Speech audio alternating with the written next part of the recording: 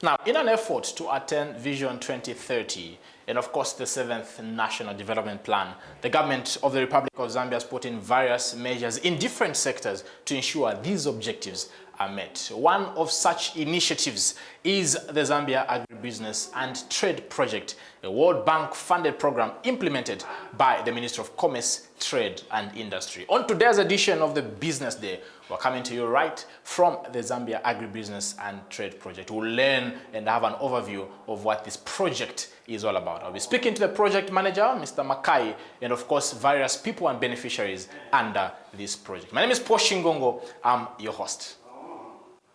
Thank you so much for joining us once again. Like I indicated on today's edition of the Business Day, we're coming to you from the Zambia Agribusiness Trade Project program under the Ministry of Commerce, Trade and Industry, an initiative that is helping farmers and ensure that market linkages also are created. Like I indicated, I'm now joined by Mr. Gordon Makai, the project manager of the Zambia Agribusiness Trade Project. Thank you so much for allowing us in your office. You're welcome. It's a pleasure to have you here. And welcome to Business Day. Thank you. It gives me a breather to interact with the colleagues from the media. Awesome. Just to kickstart off, I know the viewers are wondering what the Zambia Agribusiness Trade Project is all about. Just an overview what the project is about. Thank you, my dear. The Zambia Agribusiness and Trade Project is an initiative of the government of the Republic of Zambia, which is meant to support farmers who are working in groups and SMEs that are into agro-processing. Now, the Zambia Agribusiness and Trade Project started in 2017, June.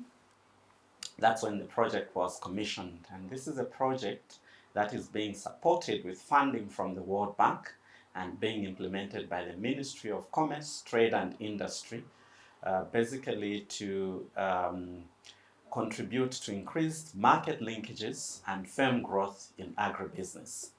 So the potential beneficiaries are the farmers and the SMEs that are into agro-processing. And we're looking at both farmers and SMEs that are growth-oriented and are focused on satisfying the needs of the market. Are these startups that you work with? Unfortunately, no, we are not working with startups. We are working with businesses that are already doing something.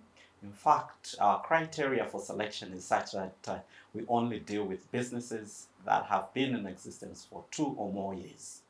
Awesome. I would want to also find out exactly the area of focus for this project. I know you have different components under the project, but what are the main areas of focus, the thematic areas of the ZATP? All right. The Zambia Agribusiness and Trade Project is divided into 3 components. The first component is market linkages, which is focusing on purely supporting the farmers and the SMEs. Oh. Under this same component, we have 2 sub-components. Component A, which is what we are calling productive alliances in Zambia, building productive alliances in Zambia. And this is the one that purely engages with farmers that are working in groups. And in terms of the kind of support that the farmers are receiving from the Zambia Agribusiness and Trade Project, it's also in 2 types. There's what we call technical support and financial support. Now, in terms of technical support, this is where we engage the farmers with technical skills to help them, first of all, improve their productivity and also learn how to market their produce or products, and also how to manage their businesses financially and in a business manner like. Now, once we do that, obviously, there are things that we are trying to address that have been a challenge in the past. When you look at what the market is looking for, the market is looking for quality products, which must be supplied in the right quantity and at some level or with some level of consistency. What this means is that the farmers have to know the quality of products that the market is looking for, the quantities that the market is looking for, and at which intervals these products must be supplied so that the market is neither choked with too much products or it is suffocated with less products. Yeah, and then the other type of support, which is a financial support, this is where we are trying to support the farmers with grants that are meant to help them purchase equipment that will enable them produce more quantities, but also quality products on the market. And then we have subcomponent B under component 1, which is called Market Connect. This is a supplier development program for the SMEs. This is focusing again on supporting the SMEs with technical support, and the technical support is in similar lines like for the other subcomponent, component A. There's issues to do with finance, business management, marketing, and for the SMEs there's also the issue of packaging and branding. You would agree with me that when you get into a supermarket, just the way the products are packaged or branded would initially capture your attention.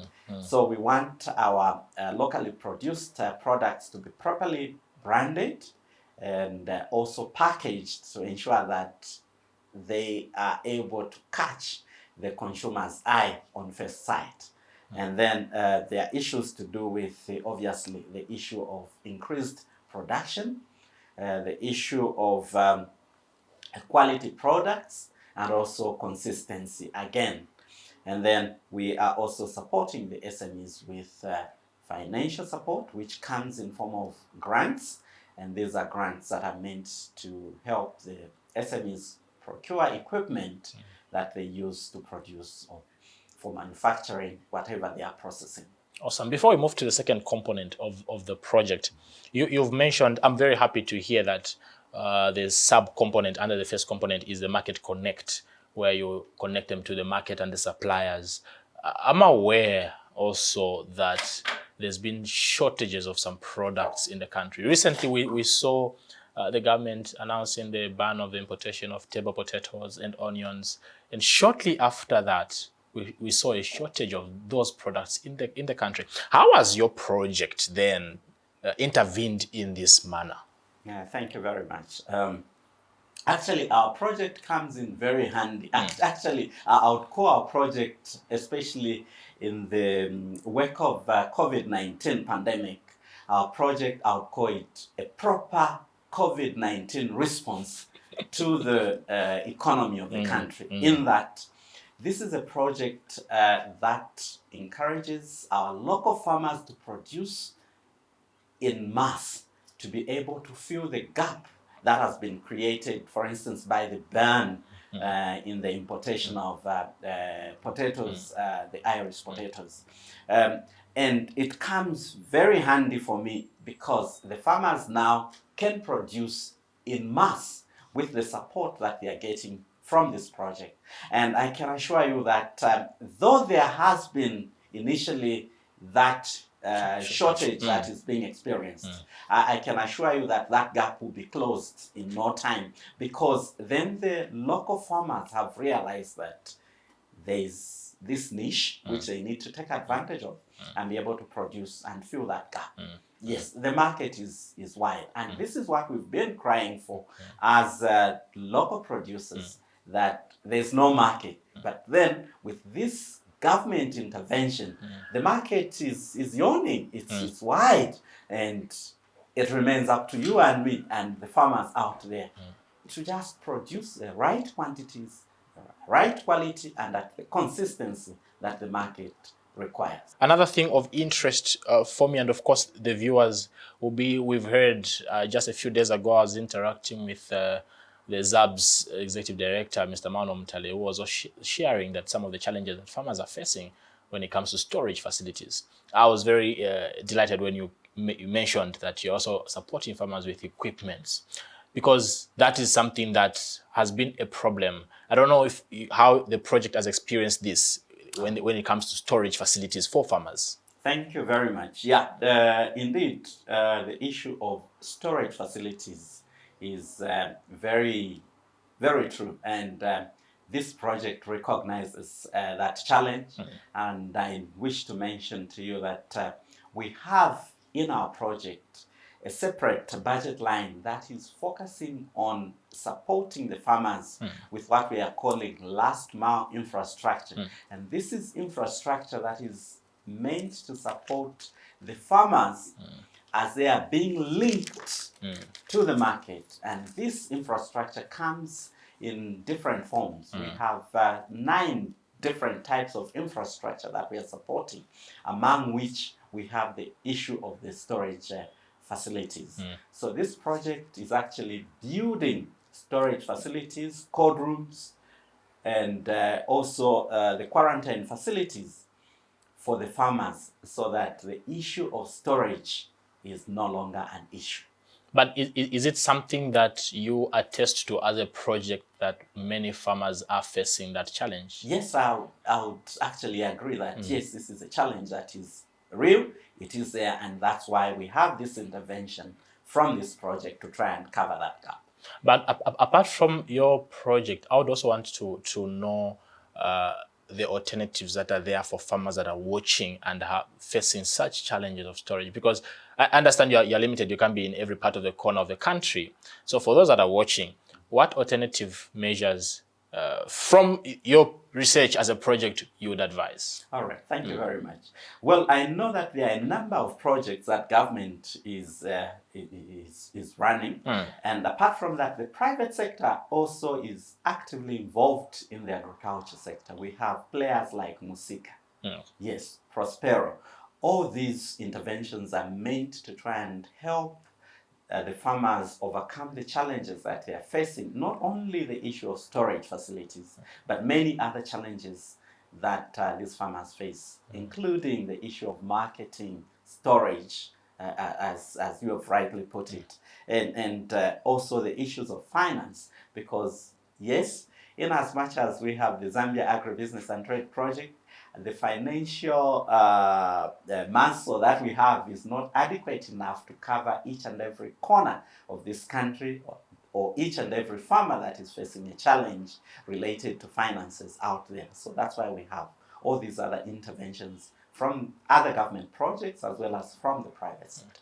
Talking about the limitations, where is the ZATP project situated, or the areas of focus in the country? Currently, the Zambia Agribusiness and Trade Project is operational in 5 provinces, namely Southern, Lusaka, Central, Copperbelt, and Eastern. So these are the provinces where the project is operating for now. But I wish to mention that, the way this project is structured and the interventions that it is providing are quite unique, and we've never had as a country a project like this one. It's a first of its kind.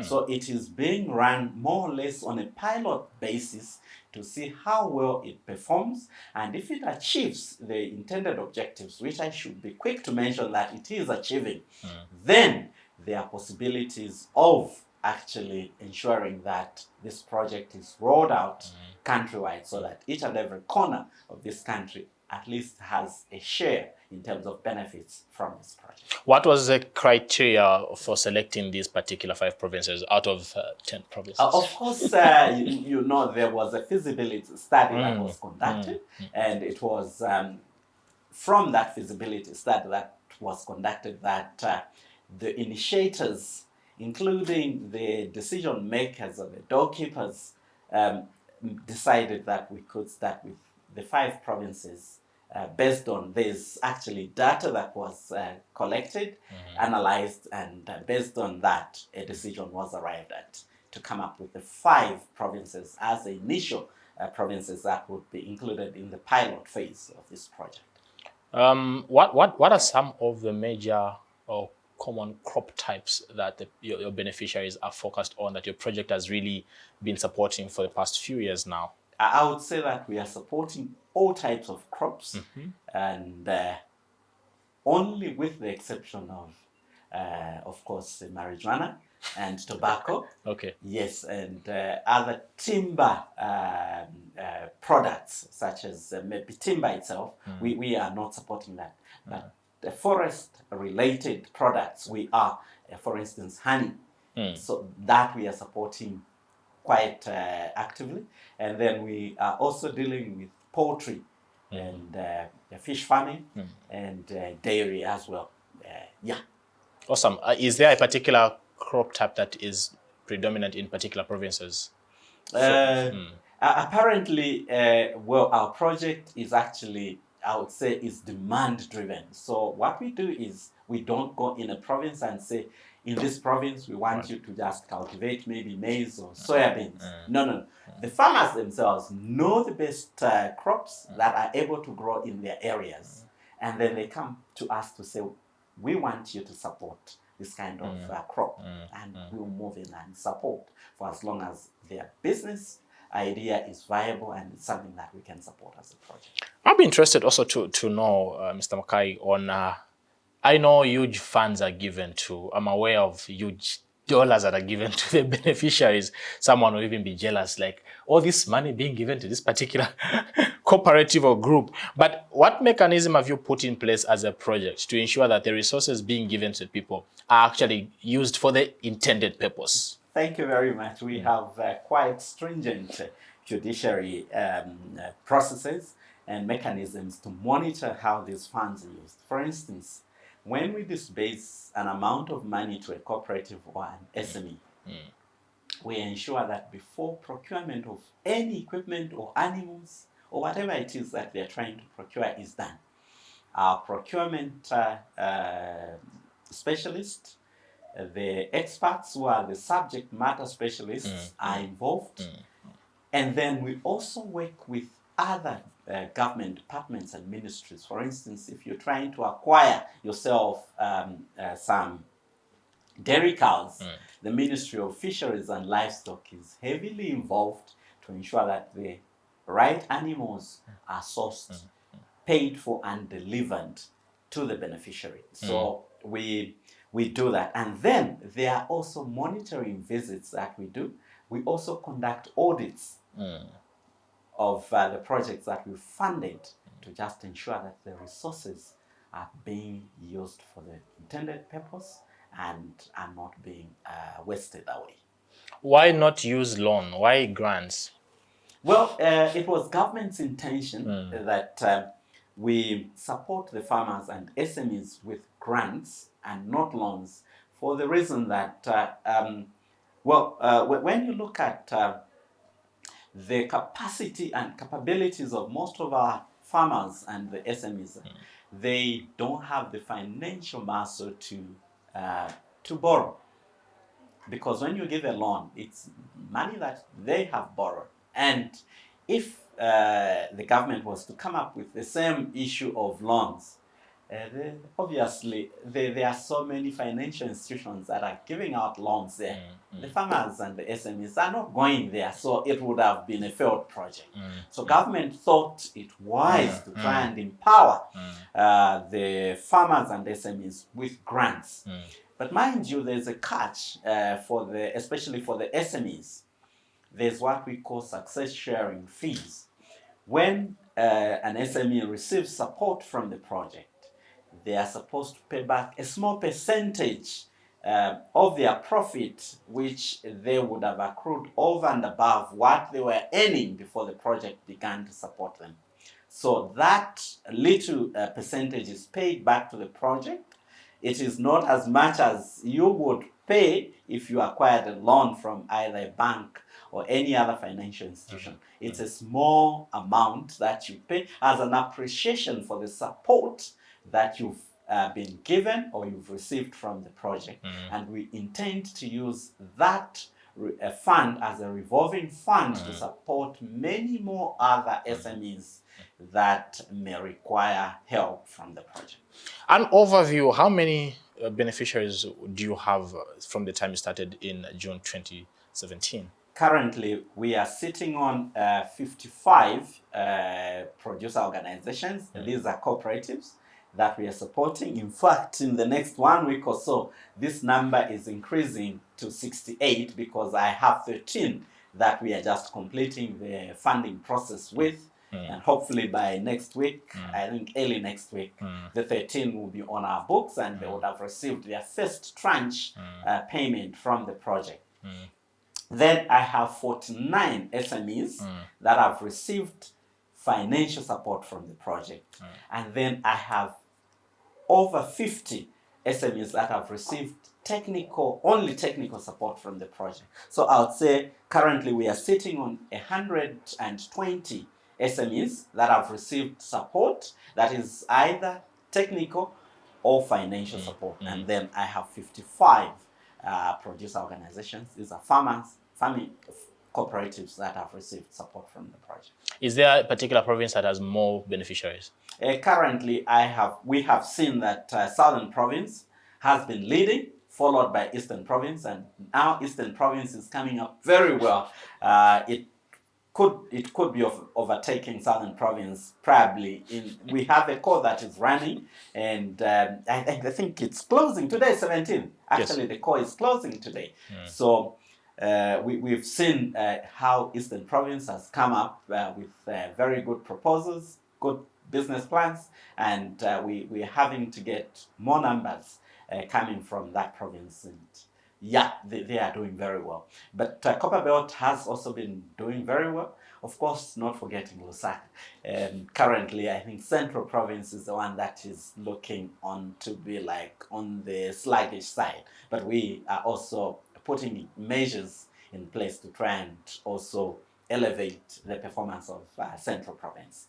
Out of curiosity, I'll be wondering, why is Southern or Eastern topping the list? Why is Lusaka amongst all the Central amongst? You would understand that from this is, I think, a historical thing. Southern Province has been like a farming breadbasket of the country for a long time. You have a lot of farmers there. And Eastern Province, same. When you look at Eastern Province, very good farmers there, a lot of potential, good rents, and so you would understand. And then when you look at Lusaka, of course, Lusaka, we have a lot more people who are based in Lusaka, and agriculture is about feeding the population. So we have over, I think, 2 million plus people currently residing in Lusaka. We need to feed these people. So the farmers around Lusaka are taking advantage of that huge market to try and supply this population and feed it. Talking figures, how much has been utilized from 2017 to now? How much has gone out to the beneficiaries? This loan for the agribusiness and trade project is $40 million US. Currently, we are sitting at 50% utilization in terms of the funds. So we can say about 20 million has already been disbursed. But I think I would like to quickly take you back to the second component, because this 20 million that I'm talking about, not all of it has gone to the farmers and the SMEs. Some of it has gone to the other beneficiaries who are actually supporting the farmers and the SMEs. And this is what takes me back to component 2, which I need to share with you. Now, component 2 is what we are calling strengthening the regulatory and institutional framework for the statutory bodies that are sitting under the Ministry of Commerce, Trade and Industry. We have a number of statutory bodies. We have the ZATP that you mentioned, where Manuel Mchale is the CEO there. We have Business Regulatory Review Agency. We have the Zambia Metrology Agency. We have the Zambia Compulsory Standards Agency. We have the CCPC. These are some of the statutory bodies that this project has supported to build their capacity so that they can function in such a manner that they are able to provide services to the business entities including the agricultural-based entities that we are supporting. For instance, when you look at the Business Regulatory Review Agency, theirs is to ensure that there is a level playing field in terms of the regulations that are being developed by the other regulators, so that those regulations do not choke the SMEs and the farmers when they are carrying out their businesses. The issues of double levies, those things are being done away with. The institution is trying to ensure that only relevant levies are paid, so that the farmers or the SMEs do not get choked in terms of what they are paying out. We have the Zambia Bureau of Standards. This is where the issues of quality get to be controlled. It's the Zambia Bureau of Standards. For instance, we've supported the Zambia Bureau of Standards with the construction of a modern laboratory. We are building for them a modern laboratory that will be used by these farmers to take their products, the SMEs to take their products as well, to be tested for quality, to ensure that these products or produce meet both the local, regional, and international standards. Mind you, when we're talking about standards, Zambia is a signatory to the Africa Continental Free Trade Area. It's been opened up to the other countries within Africa to come and supply. They're working freely with whatever products they have, which may be of a higher standard. So if we don't up our game and ensure that our farmers here, the SMEs here who are producing products that will be competing with those products, up their game to meet those standards, our local producers will die because their products will not be able to sell. People will be focusing on products that will be coming from elsewhere. And once that happens, my friend, our economy will just go down, it will shrink. So that's why we have this initiative to try and ensure that the local produce meets the local standards, the regional and international standards, so that if our local market is choked with products from elsewhere, we'll still be able to sell regionally and internationally. And our farmers, our SMEs will still have a market elsewhere and be able to still conduct their businesses competitively, profitably, and still be able to remain in the market. Awesome. Before I ask my last set of questions, briefly share with us the third component.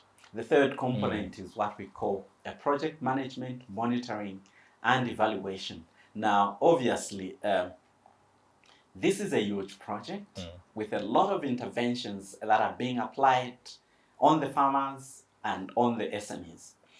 We cannot just sit back. We've disbursed this amount of money. We've offered so much technical support and hope that everything is well on the ground.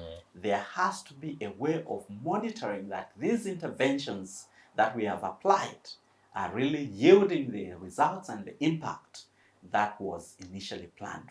So this is where we have a team that I'm leading, which is supposed to monitor the performance of the SMEs, of the producer organizations, and this monitoring, evaluation, and indeed the audits are being done not only by the team that is here, but also by the ministry, which is the implementing agency itself. And then we also involve other cooperating partners. We have the Ministry of Agriculture, Ministry of Fisheries and Livestock. We have the Zambia Bureau of Standards, Zambia Meteorology Agency, and the other agencies that we are working with, including the private sector. Awesome, awesome. I would want to find out, this is a 5-year project. What are you doing to ensure that the work you've put in these beneficiaries projects are sustained even after the project ends? Great. There's a sustainability, I would say, initiative that we have. And what we are doing is to ensure that the knowledge that is being passed on to the farmers sits with them and they share it with all their counterparts that they are working with to ensure that if one farmer left the cooperative, the other farmers still remain with that knowledge, and it's passed on to a chain of other people that are coming to join the cooperative, to ensure that it doesn't just sit in one head or in one mind and die out when that person that could have been the primary receiver of the support leaves or dies. Secondly, when you look at the way we've structured our project, this is a project that is focusing on growth. It is actually not focusing on consumption. It's focusing on growth. So there's an initiative to ensure that whatever support we give yields results that will ensure that the farmers keep on recapitalizing their businesses, the SMEs keep on recapitalizing and building their businesses to a level where they will become more competitive and become even international. Yes. Awesome. Finally, Mr. Makai, there are some viewers that are watching right now and are wondering how they can be part of this project, how they can be beneficiaries. Oh, it's very simple. All you need to do, like for the SMEs, we have a call that has been running and it never closes for the SMEs that are into agro-processing to just get to our website, www.zatp.org.zm. You will find a call. It's actually entitled Market Connect. And if you are an SME that is growth oriented, you just look at that advert. It actually spells out the criteria that you need to meet. You can even do a self-assessment even before you push in your interest to be part of this project. Then for the POs, who are the producer organizations, the cooperatives, we run adverts which we call for proposals almost every month. Like I indicated earlier, we have a call that has been running since February 15th, and it's closing today, 17th March. You can respond to that call, and 2 weeks after this call closes, once we evaluate the calls that would have, the proposals that would have received, we will be publishing another call by end of this month, which will run for another 1 month, and you can respond if you miss out on this one. And it's an ongoing process until the project comes to an end. So you just have to look at the criteria. It's actually also very open. It's publicized. There's nothing hidden. The criteria is there for everyone to see and follow. And they'll be able to do a self-assessment and be part of this wonderful initiative. This project is meant to benefit all farmers. It's meant to benefit all SMEs. We are not discriminating for as long as you meet the criteria for selection. Awesome. Thank you so much, Mr. Makai, for that overview of the ZATP project. Very rich information. I think very insightful also to our viewers as well. Thank you for allowing us in your office this morning. You're welcome. I'm delighted to have had you in my office and for conducting this interview. Awesome. Still watching the Business Day. Today we're coming to you from the Zambia Agribusiness and Trade Project in Lusaka. My name is Shingongo. I was talking to Mr. Makai, the project manager of the ZATP. Now, from here, people say it's sort of just seeing is believing. So he's spoken very well about what they are doing. But we want to see so that we believe in the words that Mr. Makai has attributed to. So we'll move to Kanakantapa's Chongwe district and later on also move to Chilanga district. So in case you see me without a necktie or a jacket, just know that we are right now farming on the Business Day. My name is Shingongo. We'll see you on the other side.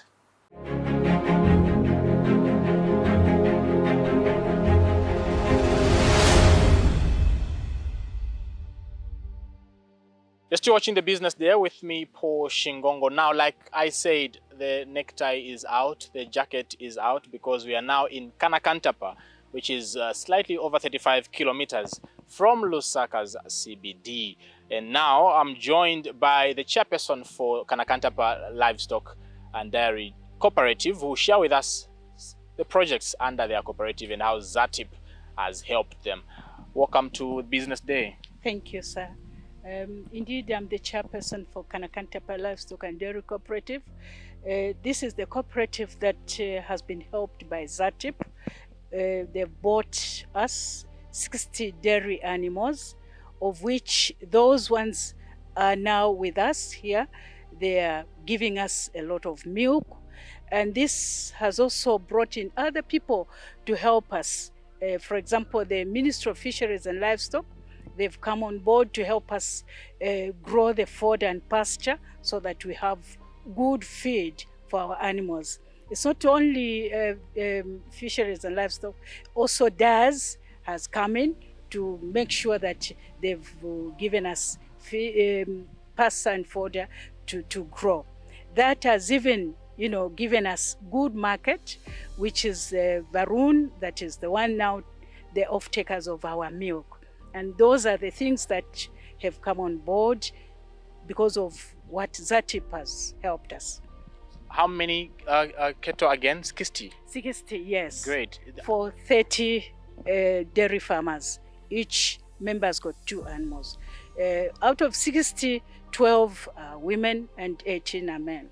Great. This is something good, something very encouraging to know that over 60 dairy cows have been bought by ZATP and helping the cooperative. I don't know how has this helped the cooperative to grow now and expand its projects. Indeed, the cooperative has been helped, and it has been even expanded.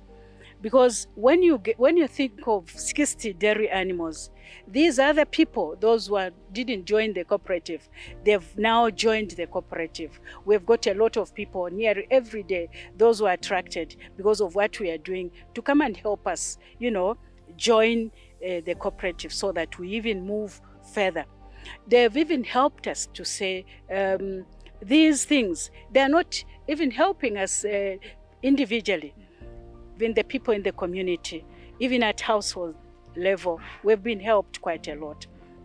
We have been empowered with money. At least we have money every day. Awesome, awesome.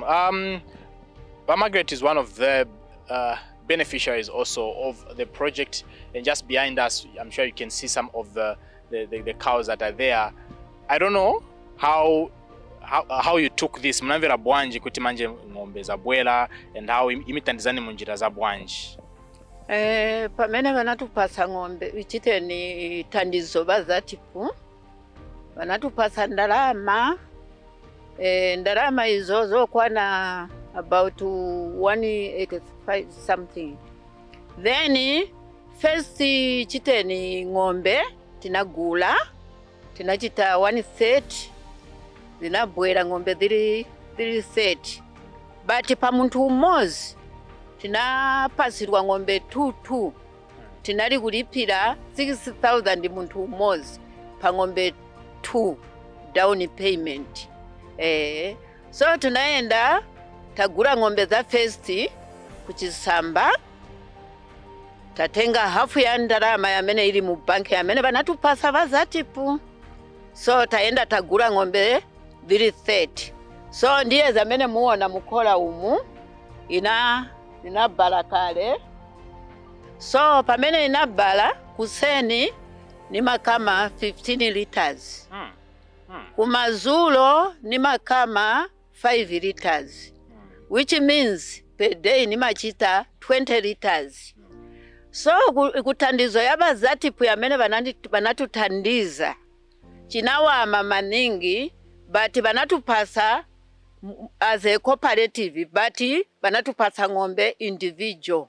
Muntu umozi ng'ombe ziviri. So muyangane chabe pa 20 liters yamene nikama every day. Kulitandizo ikulu maningi, bumpawi bwasira. Batutandiza zambiri maningi vantu ava. Chakuti apa tukatuyenda nikuyamba uku. Zikabwera ali pamene mwaona ng'ombe izi zikaliyokwana kubwera. Zikabwera zonse zikakwane zijakala I'm a millionaire. This is business day. We were in Kanakantapa, over 35 kilometers away from Lusaka's CBD. We came to see exactly. We already spoke with the project manager for ZATP in the office, but wanted also to see the practicality of what you're saying, and we've truly seen that the work is massive. We're still visiting other places and talking to other beneficiaries under the ZATP project. Paul Shingongo is my name. Keep watching Millennium TV. I'm actually enjoying some strawberries, products of the investments of the Zambia Agribusiness and Trade Project. We are now in Makeni, moved from Kanakantapa in Chongwe, and now moving all the way Makeni, Chilanga district. And I'm joined by Ms. Wupe. Thank you so much for allowing us into your farm. Thank you so much for coming. Great, very sweet. Almost harvesting everything in your farm. You're most welcome. Great. I'll be glad to find out from you how ZATP is involved in all this. Okay. We've received very good support from ZATP.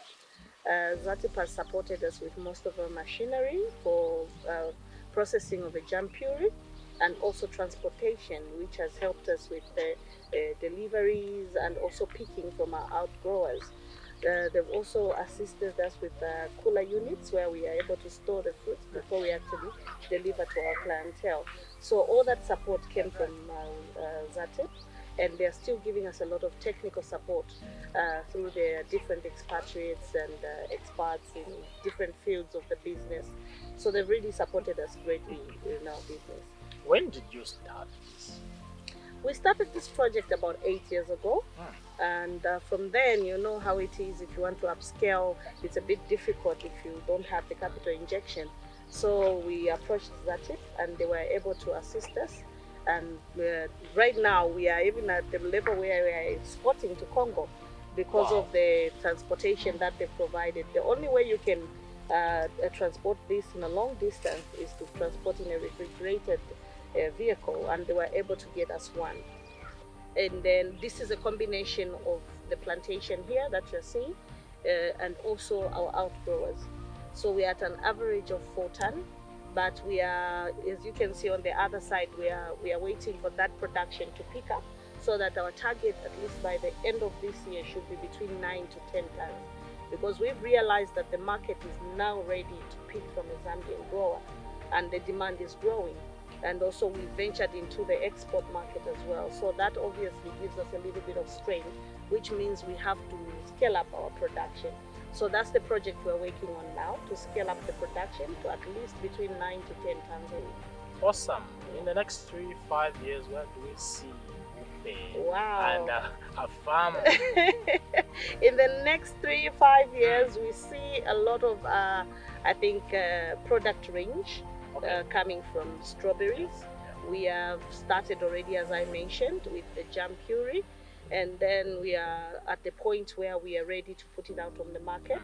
So we are just putting 1 or 2 things in terms of marketing, how to present it on the market. So that's what we have started. That's the first product range we started with. But in the next 3, 4, 5 years, we are looking at a wider product range that will come from a raw material like strawberries. For me, it wasn't even a call, it was hearsay. Then I took the initiative to actually go there and get the information, and I was guided through the process. So anybody who has a viable agro processing business, I think it's a good idea for them to just go and hear it for themselves, and they'll meet people there who will definitely go with them step by step on what to do, how to do it. I think there's a lot of advantages Zambian agro businesses that they can get from ZATP. Thank you so much for allowing us into your farm once again. Thank you so much for coming. It was a pleasure. Awesome. Still watching the Business Day on Millennium TV. I may not be able to concentrate because I have some food right here that I have to eat on the farm. But we'll close by getting an overview also from the regional facilitator from the Zambia Agribusiness and Trade Project right after this. Even within our application process, there's a section where we ask you how sustainable is the business. When we are not there, we used to be fine there. We want to be able to, even myself in my private capacity, I should be able to see that you're still there. So we want to find that your project is still ongoing. So we really look at what you are proposing to sustain your business. And also, after you are granted funds, it's not the end. We have almost 1 to 1.5 year period where we still work with you. We provide capacity building, training, technical support, just to keep on strengthening you even after the funding. So that by the time we say you can work on your own, you are able now to continue meeting these big buyers. Awesome. Thank you so much, sir, for sharing your thoughts on the program today. Okay. Thank you very much. Awesome. All the best in your projects. Thank you. Great. This is where we mark the end of today's edition of the Business Day. We were featuring the Zambia Agribusiness and Trade Project, a World Bank funded program implemented by the Ministry of Commerce, Trade and Industry. My name is Paul Shingongo. I've been your host on behalf of the entire production crew. It's bye-bye and keep watching Millennium TV. So my name is Chisenga Mumba, Communications Specialist for the Zambia Agribusiness and Trade Project. We've been around and as we've invited you, viewers of Millennium TV, to get an insight firsthand of what we do as the Zambia Agribusiness and Trade Project. We're really happy to be able to showcase these stories in the various districts where we operate. But we are looking forward to bigger and better stories that we can tell in the other provinces where we operate. That's Papua Province, Eastern Province, Central Province, as well as Southern Province, because we know that Lusaka is not Zambia. So we're happy to be able to tell these stories. We invite you, as Millennium TV, openly invite you to really just tell these stories firsthand to your viewers. We're really, really happy that you could be able to get an insight into the various districts that we've visited within Lusaka Province. We thank you so much for this opportunity, and we'll see you again soon.